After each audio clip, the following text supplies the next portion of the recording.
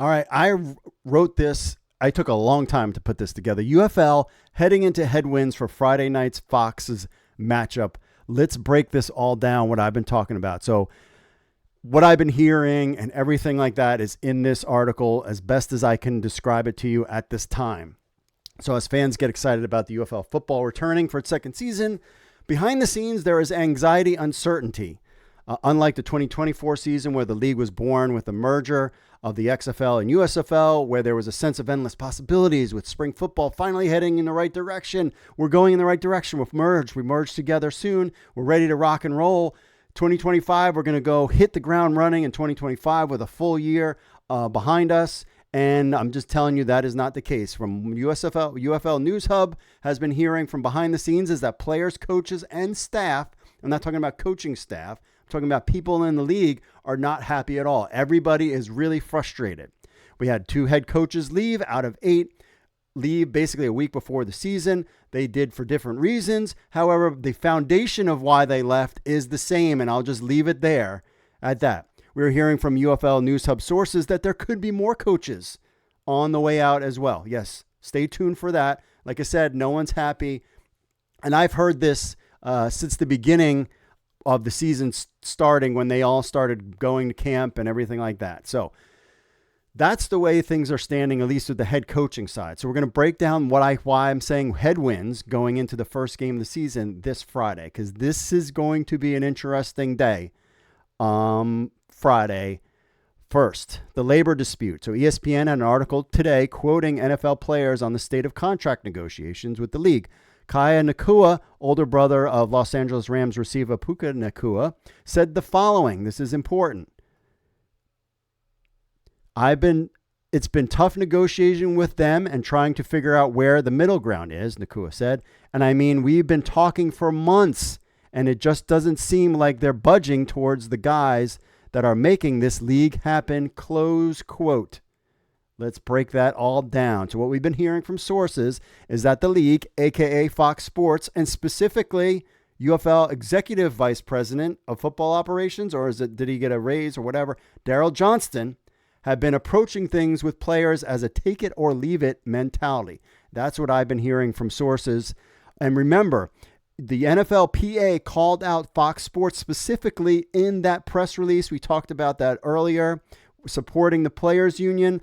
And I think that, and I was like, there's a reason why they did that. And I believe that this is why. We don't need, basically the vibe from corporate Fox is we don't need you. We can find more players. That's kind of their point of view. And I've heard that for a while. At issue for the players is year-long. Basically, there's 2 things. Is a year-long health insurance for players and their family. Also an up in pay. The players who have been playing spring football essentially since 2020 have not gotten a real increase since then. So think about that. They've been playing since 2020. More or less, things have been taken away from them, then added. Yeah, the USFL had a little bump in pay. I always bring up last year. Do you remember last year? They were supposed to pay the players, the player of the week, the offensive player of the week, the defensive player of the week, and they were going to pay him like $100. And then Moose Johnson was like, no, we're not doing that. We're going to pay them like if they're an all UFL team at the end of the season or something. And I'm like, really? $100? Do you want me to pay Moose Johnson or Fox Sports since you guys don't have the money? You want me to pay?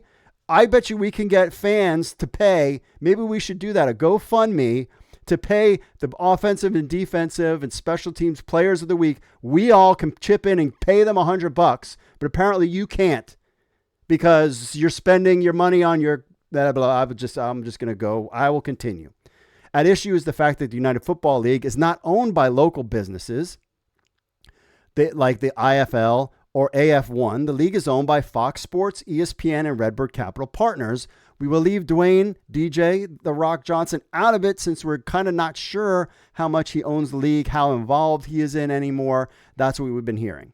So Fox or ESPN, in my opinion, could fire 1 or 2 of their way overpaid commentators to cover the cost of the players' pay. I mean, you think about the waste of money on Fox and Friends and Fox News and the crappy people they have on FS1 that no one watches. Hey, you fired Skip Bayless. You could use his money to pay these players. Or you have on ESPN, regurgitated old dudes that you can get rid of. You can get rid of them and use that to pay your players. But I digress. Fox Sports represented by Fox Corporation. Their market capitalization stands at approximately $24 billion. ESPN is also at $24 billion. Redbird Capital Partners manages approximately $12 billion in assets. Dwayne "The Rock" Johnson's estimated net worth is around $841 million. We'll throw him in there too. So the combined estimated valuation of all the UFL owners is approximately $60.841 billion. So not having the money is a joke. I mean, one of the issues that I heard was that they were basically players who were looking online and like the new ticketing guy and this new person and seeing the salaries of $300,000 for these people. Now, granted, their job is to generate revenue. All players could generate revenue. You can have them sell merch. There's things that you could do with the players to generate revenue from them. I mean, that's why you pay the Patrick Mahomes and Tom Brady's all this money, is because they generate you money as well. I'm just saying, but they don't see it that way. They would rather have more corporate shills than paying their players. You get my drift. So not budging, in my opinion, makes this league seem foolish. In the end, I've just proven it. $60 billion. Fire a couple losers from ESPN that nobody watches. Fox News that no one cares about. The state-run media. And then you have FS1, just shut the whole channel down. No one watches that garbage. I mean, no one cares about these people, but you pay them a bunch of money. I digress. And I'm not even a fan. I just want to point out, you get political or whatever. I don't even like CNN and MSNBC either. I think all those channels are just trash. And those are for old people. They get paid. These guys on those channels get paid a hell of a lot of money just to piss people off. It's a very shtick, easy thing to do. I could do it myself, but I choose not to because I'm a positivity person. But I'm a little fired up about this. So not budging makes the league seem foolish. In the end, if the players walk out in this highly charged political climate, it will make the league look bad. Sorry, guys. Also, with what little fan base the league has, AKA check the ticket sales this season, you could fire people thinking that it's their fault, but maybe it's a couple people's fault and pass the buck on, but nothing has changed. Though I do think the marketing has gotten better recently. They're doing things. I think we're moving in the right direction, but stupid corporate old white dudes is the problem, in my opinion, because that's basically all that's up there. I'm just being honest, boys. Also, with what little fan base the league has, do you think fans will go to or watch games with scab players? Ask yourself that question. This fan base that you have, which is probably not as big as last year, you think they're going to watch scab players so that you can just put on a television show? Will fans help promote the league to friends or build the foundation of spring football with replacement players? Are you kidding me? And especially nowadays, big corporations, billionaires doing stuff in the country and whether, you know what I mean? The oligarchs and all that kind of stuff. You think that half the country, I mean, just come on. Just come on. And especially the people that watch football too. You're just running into a buzzsaw. Now, I've heard multiple times this line to Fox, this is just a TV show. That's what I've heard. So you're going to get what you pay for with just a TV show with scab players. If that's your goal, and it doesn't matter, taking care of the players, it's just a joke. And it's a joke. It was going to hurt Danny Garcia's brand. It's going to hurt The Rock's brand. ESPN, Fox, good luck with your cable businesses. Thank goodness Disney has, parks and some Disney cruise lines, because I, for one, have canceled my cable subscription. So good luck, boys. This is actually a valuable property that you should invest in. And I know you've invested in, but let's be honest. You're just playing the game with 1990 rules, boys. It's like like Elon Musk making liberals now hate his Tesla brand, or Bud Light and that Dylan Mulvaney sponsorship thing. Both not a good business decision. Those brands will never recover. a walkout by UFL players could have the same effect for the United Football League and spring football. I think it could be done if they walk out. I mean, you're already like treading on this like variable line of just like, yeah, I don't know. And maybe the league is bankrupt anyways. And you're like, hey, bro, Mark, you don't realize that we've lost $500 million in a year or 2 years or whatever it is. Okay, you're smart. I know you've lost $500 million on some crappy movies that you've probably made or some other investments, but then get out. And then let's not play around anymore. Or be honest with the players, because everything we're hearing is that the league is like, take it or leave it. We're not here to discuss it. 1980s negotiation with a bunch of boomers, and I've made fun of this league before because that's who runs it, is a bunch of boomers and have no clue how to set their clocks on their VCR. We'll just put it that way. What we're hearing from sources is that players and management won't meet again until after week 1 games on Monday. That's kind of where things are kind of headed right now. So I've made my point. I've tried to do this a couple times, just trying to help you guys kind of get a reality check here. But thinking that you can play these, so you're going to get scab players that come out next week? Like, I don't know. I mean, and if it does impact, you can go straight up and just be like, okay, it's this virus that is in this country right now where it's all about money and that's it. And we are moving due to AI and changes in the culture of more of like, moving back towards like people. And one of the things that sold the XFL was The Rock and Danny Garcia, player 54. And the XFL went out of their way to take care of the players. That was the beginning. Then Fox comes in, and we already heard this with the USFL, cheap, cheap, cheap, cheap. And then now you have, the problem is that they're paying, these guys have to, it's not about the 4 months thing. This is kind of a year-round thing that they have to train for. And, I get the health insurance more and more. As I talk to people within the league, it makes more sense to me. So what are they selling? What are the UFL selling the players? They're like, hey, we don't need you because look, you have this, right? And I said this last year when the XFL came on and they were like, all these guys are going to be future stars in the NFL. And I came on right away and I said, duh, no, they're not. Stop lying. People aren't watching to see the next superstar in the NFL. You got 1, Jake Bates. You got 2, Brandon Aubrey. You got 3, Cavante Turpin. They're not superstar quarterbacks, wide receivers, running backs, defensive ends, any of that kind of stuff. They're special teams players. That's it. Let's be real. These guys should get opportunities, but at best, what we've seen so far is that they're basically some bodies for training camp and practice squad players, which you can make some good money being a practice squad player. So I get that part. So there are 400 players in the UFL. The league likes to sell the idea that there is this opportunity to get back in the NFL, which is true.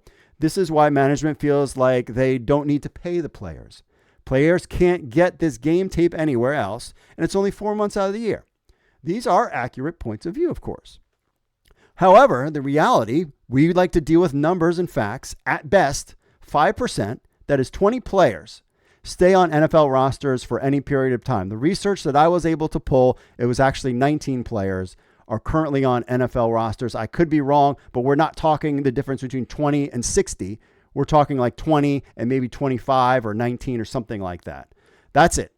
And we've seen 1 Jake Bates per spring season over the last 3 years. Cavante Turpin, Brandon Aubrey, Jake Bates.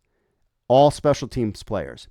80 players got looks on NFL rosters in 2024. Not NFL roster paychecks. So that means they got a look. Thank you, have a nice day, and they went home. Players train year-round, put their bodies on the line for 3 months.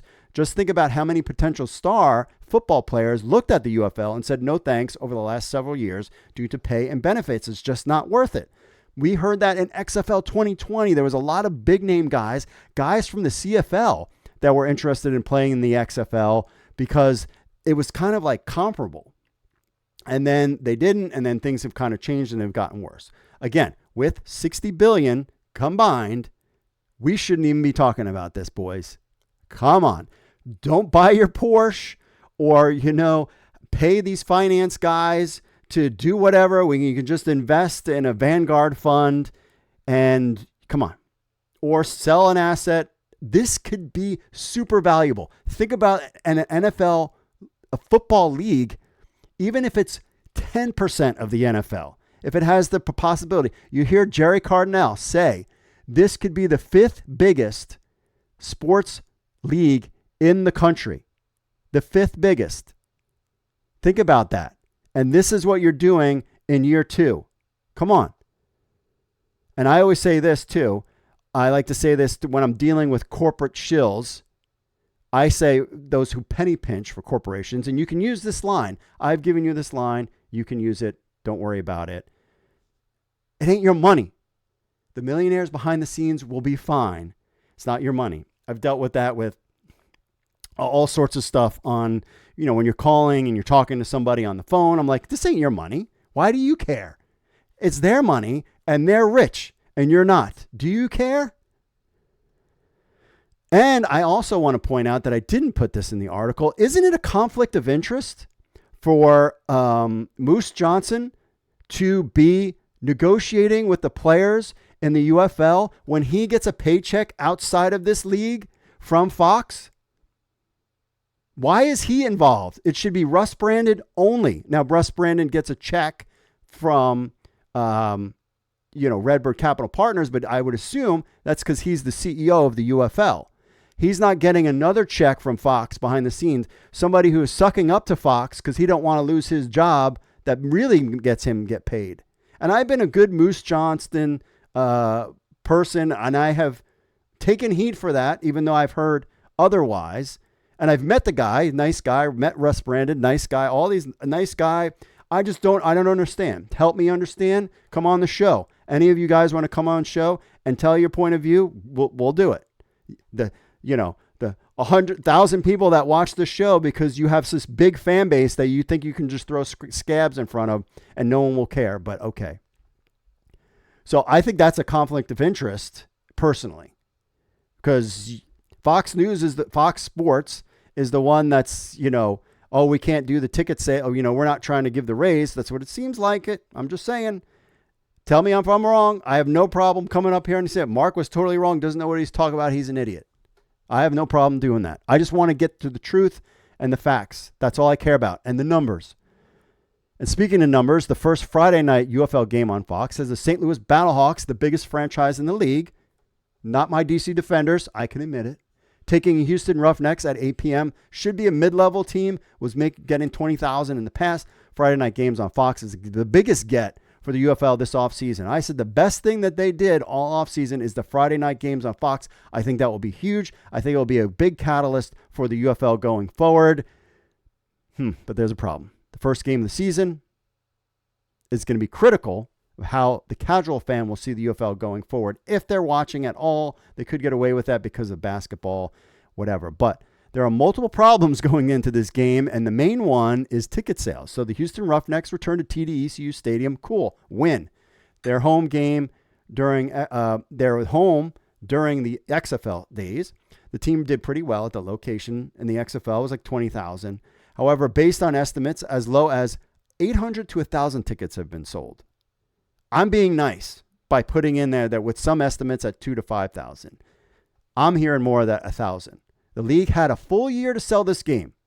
There's also been high turnover in ticketing, social media, and marketing. Firing guys, bringing in the good old boy network doesn't solve crap. So it's not a good sign. And there's already people I'm hearing that are on the hot seat when the season is over to be blamed. Somebody's going to get their head cut off when it comes to this thing. I've already heard names. So I'm just going to leave that there. Timing is everything, and it might not be all their fault. I'm not going to say it's all their fault. TD-ECU Stadium is the home of the University of Houston. The number 1 ranked Houston Cougars men's basketball team take on the number 4 Purdue Boilermakers at 10 p.m. Eastern on Friday, March 28th. That's right. The same time as the UFL game. Ouch. That sucks. Also, the forecast for the game. Rain and thunderstorms all day. That sucks. People have told me, hey man, bad karma. I'll just leave it at there. I'm not a karma person. I'm a Christian guy. God is good. Jesus Christ is my Lord and Savior, 100%. And that's how I will leave it at that. But certainly some juju going on there. Add the Cougars baseball team will play at Darrell and Laurie Schroeder Park, which is walking distance to TDECU Stadium. That game starts at 6:30, though that game might get rained out due to the weather. But also, if the league could get people to come over from that game, that would be great as well. So maybe they can make it work out depending on the weather goes. So bad start to the season between low attendance or a player walkout. It is not the way we want to start the 2025 UFL season. There is energy around this league that fans want to be all in and bring in new fans. I complain to my wife all the time. I want to be all in, but I've been burned doing this for 5, 6, 7 years. Hype down, hype down. It can work.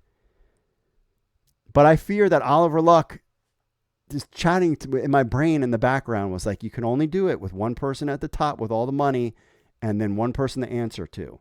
And when it's multiple corporations, things just don't happen. If it was like when it was Danny Garcia, The Rock, and Redbird Capital, you had 3 players and that's it. And Danny Garcia was the president.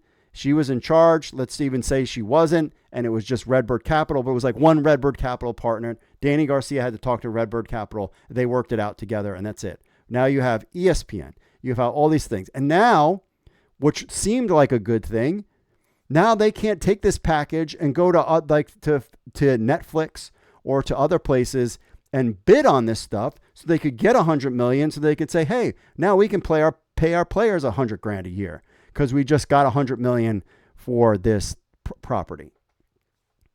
So there's just so much problem. So unfortunately, we will have to see what happens. It's hard to get excited about something you fear might not be there in a couple of days. That's right. That's how I am. I am like, I don't know, man.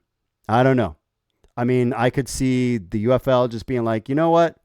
This ain't worth it. Maybe, hey, you heard it was 60 million. Try, it was 160 million lost every year.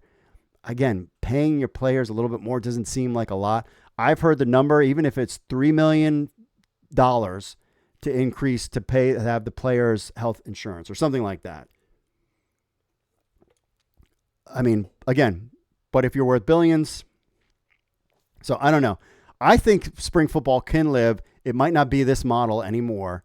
It might have to go back to the Vince McMahon type of model. We'll see about that. So unfortunately for spring football fans, this has happened before to us multiple times, but we wait with fingers crossed for Friday to see what happens. So that's a lot to chew on. I wanted to get it all out there. I don't have hate for anybody. I just want to see this league succeed. At the end of the day, this creates jobs. This creates, fandom. This is good for television. This is good for the people that work at the stadiums. It's a good thing across the board.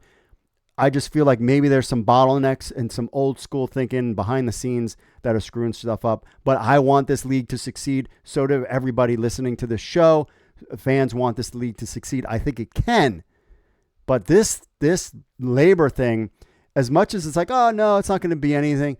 I've heard it's a lot of players. It's way more than 50% of the players are fed up and upset. Let's put it that way. Not like 3 or 5 people. It's way more than that. And we'll just have to find out. Oh, yeah, we also have the little screenshot here on the video if you're about the tickets going on in Houston right now. And, I'm super excited to go to the game this weekend, DC Defenders. I just don't know if we're going to have a game or not. It's just, we're just kind of waiting to see. And even if they're like, okay, like they come to some resolution and we'll wait till Monday to kind of whatever, it's still like I've been burned. We've been burned before. It's just a bad look all around. So with that being said, let us know what you think in the comments. Make sure you like and subscribe to the channel, and we'll just have to endure this a little bit longer, shall we?